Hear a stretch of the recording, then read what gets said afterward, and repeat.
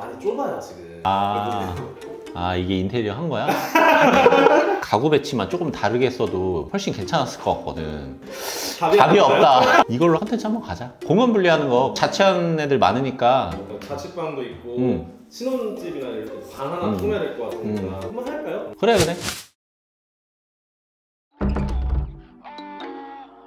공간 분리는 사실 넓은 공간보다는 좁은 공간에서 공간 분리를 잘하는 게 되게 필요해. 공간이 쾌적하거나 편하다는 느낌을 받는 거는 사실은 공간 자체가 넓다 좁다의 의미가 아니고 개방감이랑 활용도에 따라서 달라지거든. 넓은 공간은 그 공간을 분리하는데 훨씬 쉬워. 근데 좁은 공간은 그 공간을 어떻게 구획하냐에 따라 가지고 효율성 면에서 완전히 달라지거든. 가구 배치를 어떻게 하냐에 따라서, 그리고 공간 분리를 어떻게 하냐에 따라 가지고 효율적으로 배치를 하게 되면은 훨씬 편안하고 넓게 그 활용을 할 수가 있거든. 그 공간 분리의 핵심을 오늘 내가 알려줄게.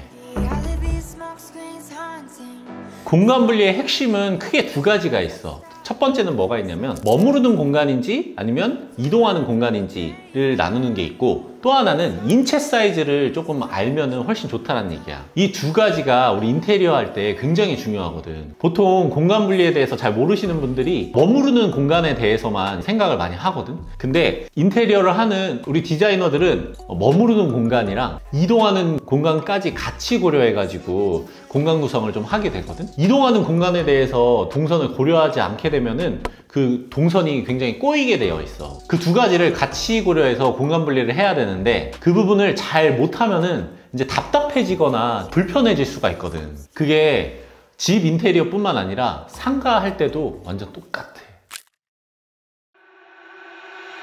이제 흔히 알고 있는 머무르는 공간부터 이렇게 공간 분리를 하게 되면은 용도에 맞춰서만 공간 분리를 하면 돼. 그래서 우리가 보통 자는 곳 아니면 일하는 곳 이렇게 용도가 나뉘면은 그 공간에 행동 패턴과 규칙이 생기거든. 그 규칙성에 맞게 공간 분리가 되면은 업무의 집중도가 훨씬 향상할 수 있게 되고 공간에 대한 만족도가 훨씬 높아지거든. 이때 중요한 포인트 두 가지가 있어. 그 두 가지 중에 하나가 뭐냐면, 일단은 가구 사이즈를 알아야 된다는 거야.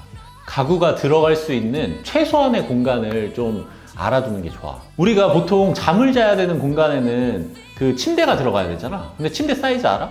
보통 헤드 없는 침대가 210cm 정도 되거든. 그래서 그 정도 공간은 무조건 확보를 해야 돼. 그리고 책상 사이즈를 생각해보면 우리가 1인이 쓸 수 있는 책상 사이즈의 폭은 최소 60cm는 확보해야 되고, 길이는 120cm를 확보를 해야 돼. 보통 A4 용지 사이즈가 이게 30cm가 되거든. 그래서 이거를 앞에 놓고 뒤에 뭔가를 이렇게 배치할 수 있게 활용하려면은 책상 폭은 최소 60cm가 돼야 돼. 그리고 또 하나 고려해야 될 사항이, 사람이 앉았을 때 책상과 이 뒤에 있는 공간과의 사이를 고려를 꼭 해야 되거든. 만약에 뒤에 벽이 있다라고 하면은 최소 70cm는 확보를 해줘야 돼. 원래는 식당 인테리어 할 때 되게 신경 많이 쓰는 부분이거든. 식당 인테리어를 할 때는 테이블을 많이 넣는 게 되게 중요하거든. 그래서 이제 효율을 많이 뽑는 게 중요해. 사람들이 앉았을 때 불편하지 않아야 되거든. 한 사람당 차지하는 공간이 거기에서는 60cm야. 그래서 식탁과 식탁 사이의 간격을 120 정도로 놓거든. 그래야지 불편하지 않게 앉았다 일어났다 할 수가 있거든.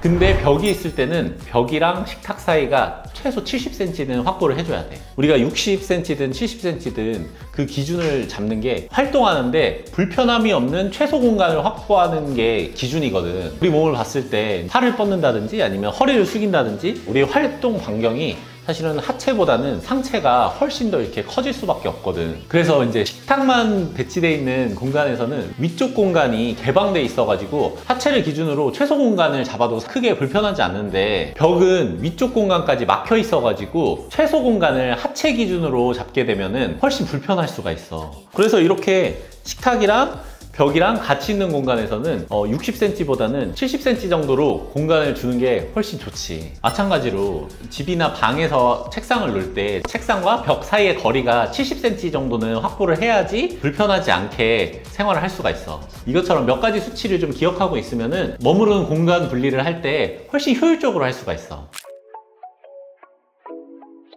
이동 동선을 고려하지 않고 공간 배치를 짜게 되면은 뭐 가구를 지그재그로 되거나 아니면 동선이 꼬이게 돼가지고 낭비되는 공간이 생겨서 공간 분리의 효율성이 떨어질 수가 있어. 이 이동 동선을 고려할 때 고려해야 되는 사항이 크게 세 가지가 있어. 첫 번째는 동선의 최소화야. 좁은 집일수록 동선을 짧게 해야지 답답하지 않고 넓어 보이는 효과가 있거든. 동선을 최소화하기 위해서는 이동하는 동선을 먼저 배치를 해놓고 나머지 스테이존을 분리를 하게 되면은 훨씬 공간이 깔끔하게 배치가 되는 거지. 자, 두 번째는 이동 동선의 넓이야. 이게 왜 중요하냐면 사람이 이동을 하려면은 최소한 60cm 정도는 확보가 되어 있어야 돼. 왜냐하면 이제 우리가 역계 넓이 사이즈를 기준으로 했을 때 최소 60cm는 이제 확보가 되는 게 좋거든. 그런데 아파트에서 우리가 가전을 옮겨야 되잖아. 냉장고가 됐든 세탁기가 됐든 우리가 뭐 아일랜드와 벽 사이라든지 이제 그런 통로나 복도를 만들 때는 75cm 정도는 확보를 해주는 게 좋아. 그리고 세 번째는 동선의 효율성이야. 이거는 상공간을 구성하는데 되게 중요한 거거든. 혹시 파운더라는 영화 본 적 있어? 그 맥도날드 창업자 관련된 영화야 이게. 거기 보면은 테니스 코트에다가 막 분필로 매장 내를 실제 사이즈로 그리면서 햄버거를 어떻게 만들면은 가장 효율적으로 만들 수 있는지 동선을 짜는 장면이 나오거든. 이게 인테리어 할 때 진짜 중요해. 왜냐면 시뮬레이션을 꼭 해봐야 돼. 우리가 전에 그 동물병원 레이아웃을 짜준 적이 있거든. 어떻게 손님들이 와서 이제 반려동물을 어디에다가 케어하고 진료를 보고 수술실까지 가게 되는지, 그 다음에 원장님들의 그 동선, 간호사들의 동선, 이런 것들을 다 고려했던 적이 있거든. 자, 이걸 안 하면은 동선이 무조건 꼬이게 돼 있어. 동선이 꼬이게 되면은 일의 효율성에 영향을 줘가지고 원래 이제 10명 받을 수 있는 걸 뭐 7명, 8명 받을 수도 있고, 아니면은 직원 채용을 1명만 해도 되는 거를 2명 해야 될 수도 있어. 그렇게 되면은 우리 매출에 영향을 주거나 아니면 비용이 높아지거나 이런 부분이 있어서 상공간 인테리어를 할 때는 이 부분을 항상 고려를 해서 인테리어를 해야 돼. 아까 얘기했듯이 자취방에서 이거를 활용할 때도 동선을 최소화하는 것이 내가 그 작은 공간이지만 거기에서 일을 한다든지 잠을 잔다든지 아니면 밥을 먹는다든지 하는 그런 부분을 최소화할 수가 있는 거지. 공간 분리는 보통 인테리어를 하게 되면은 가벽을 세우거나 아니면 뭔가 구조물을 만들어 가지고 하는 거를 생각을 하는데, 자취방 같은 경우는 그렇게 할 수가 없잖아. 그래서 그렇게 큰 돈이 들어가지 않으면서 공간 분리를 할 수 있는 방법 5가지를 내가 알려줄게. 첫 번째로는 가구로 공간을 분리하는 거야. 이게 사실 제일 효율적인 방법이거든. 공간 분리와 수납도 확보하면서 2마리 토끼를 잡을 수 있는 방법이거든. 그리고 배치가 질리면은 다시 쉽게 그 공간을 배치할 수 있다는 장점이 있어. 가구로 레이아웃을 짤 때는 침대라든지 책상, 장롱 이런 것들을 먼저 배치하고 작은 가구들을 나중에 배치함으로써 이제 레이아웃을 짜는 게 좋거든. 이렇게 배치했을 때 고려해야 되는 사항 중에 하나가 바로 인체 사이즈야. 그래서 활동 범위를 내가 어떻게 해야 되는지를 알아야 되거든. 왜 책상은 72cm 높이인지, 그리고 의자의 폭은 48cm인지, 의자의 높이는 45cm인지를 알고 접근하는 거랑 모르고 접근하는 거는 공간 배치를 하는데 굉장히 큰 차이점이 있거든. 두 번째로는 파티션으로 나누는 방법이 있어. 이게 사실 수납력은 없지만 뭔가를 가려야 되는 부분이 있거든. 예를 들어 책상 앞부분이라든지 내가 지저분하게 보이기 싫은 것들 있잖아. 그런 거 가릴 때 파티션이 굉장히 좋아. 파티션의 장점은 높낮이가 다른 파티션을 활용함으로써 내가 원하는 가시성을 확보하는 게 큰 장점이야. 내가 만약에 이런 높이라든지 이런 높이라든지 그 지저분한 것들을 가릴 수가 있다는 얘기지. 세 번째는 커튼으로 가리는 거야. 예를 들면 병원에서 입원실 같은 데 있잖아. 거기에 커튼으로 이렇게 가리게 되면은 안에서 봤을 때 되게 독립된 공간에 있는 것처럼 느껴지잖아. 그것처럼 커튼은 가장 저렴하면서 공간을 개폐할 수 있는 그런 공간 분리 장치야. 물론 소음을 100% 차단할 수 없다라는 단점이 있지만 여러 사람이 있을 때 공간을 더 효율적으로 분리할 수 있는 장치 중에 하나가 바로 커튼이야. 자, 그 다음에는 사람들이 잘 모르는 건데 카페트나 러그 같은 걸로도 공간 분리를 쉽게 할 수가 있어. 카페트가 깔린 공간과 그러지 않은 공간을 사람들은 다른 공간으로 인식하게 되거든.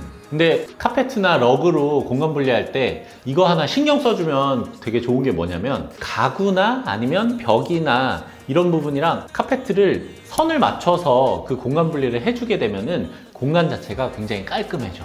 그 라인을 맞추게 되면은 확실히 공간 분리가 됐다라는 느낌을 받을 수가 있어. 자, 마지막으로 5번째 공간 분리하는 방법은 바로 조명이야. 조명으로는 어떻게 공간 분리가 가능하게 되냐면 그건 바로 공간마다 색감을 다르게 주는 거야. 연구 결과 중에 그런 게 있거든. 사람들이 너무 쨍한 조명에 노출되어 있으면 긴장을 하게 된다라는 연구 결과가 있어. 그래서 우리가 업무를 하거나 아니면 공부를 하거나 이런 공간들은 보통 이제 주광색 조명을 사용해 가지고 업무 효율을 높일 수가 있지. 반대로 릴렉스 할 수 있는 공간에서는 주백색이나 전구색 조명을 활용해 가지고 조금 더 편안한 느낌으로 이제 휴식을 좀 취할 수 있는 그런 방향이 있거든. 근데 여기서 중요한 게 뭐냐면 광원이 직접적으로 눈에 들어오지 않게 배치를 하는 게 굉장히 중요해. 광원이 눈에 들어오게 되면은 업무 집중도도 떨어지고 그 다음에 휴식을 취하는 것도 어려워. 우리가 태양을 직접 이렇게 바라볼 수가 없잖아. 그것처럼 이 광원이 눈에 들어오게 되면은 일상생활 하는데 불편함을 가질 수밖에 없어. 호텔 같은 데 가봐. 아마 광원을 직접적으로 볼 수 있는 데가 없을 거야. 그리고 명품 그 스탠드들 있잖아. 설계를 할 때 광원이 눈에 절대 들어올 수 없게 이렇게 디자인을 많이 하거든. 그래서 내가 있는 공간도 최대한 릴렉스 할 수 있는 공간으로 만들고 싶으면은 조명 배치를 그런 식으로 하면 돼. 이제 스탠드 같은 거 벽에다 쏘는 경우 되게 많거든. 그렇게 배치하면은 릴렉스하고 고급스러운 공간을 만들 수가 있는 거지.